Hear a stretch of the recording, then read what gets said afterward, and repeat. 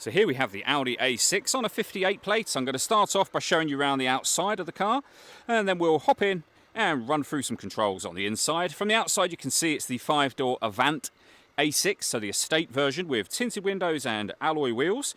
We're going to start off inside the boot area of it first of all. The tailgate on this car will open electronically, as you can see.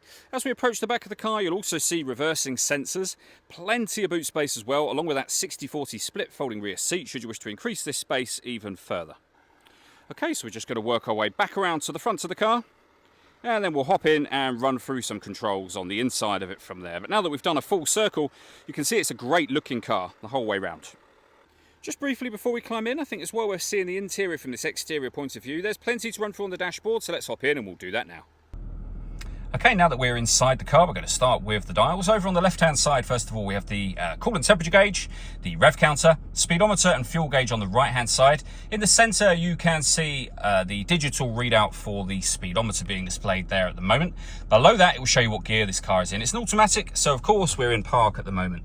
Also, over on that right-hand side, you can see the total miles of the car. They are 132,520.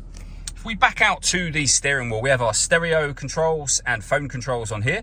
The minus and plus paddles are so that you can change up and down a gear manually with this automatic gearbox. And then in the centre, we have the main screen for the car. So up on here, you can have various different things displayed, including, as you can see, your satellite navigation. We can access our radio menu, where you'll see we've got FM, medium wave and long wave. You can also listen to your own music, of course, and you can do that via the CD player or Audi's multimedia interface, which is a connector whereby you can connect up lots of different devices depending on the cable that you've got. So plenty of ways to listen to your music in this car. You can also, of course, pair your phone up to the vehicle as well. And I'll show you where all the buttons to do what I've just been doing are as we work our way through the central console area. So working our way down, we have the dual zone climate control. So you'll see there on the left hand side, we can adjust the passenger temperature. Over on the right hand side, same thing, but for the driver temperature, of course. You can adjust the fan speed by hitting this button and then using the same dial we were using just a moment ago, and the same for the direction of the air as well. And you can independently control passenger and driver controls in exactly the same way. We can also control our heated driver and passenger seat. So press the button, use the dial to do whatever it is that you need to do based on the button that you've just pushed. So really easy system to use there.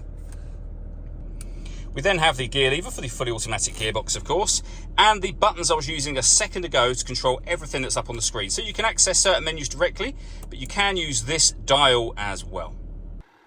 All that leaves me to say is thank you for taking the time to watch this video. If you'd like to come and see this car for yourself and have a test drive, please feel free to give us a call here at 7daysonly.co.uk. We'd love to hear from you soon.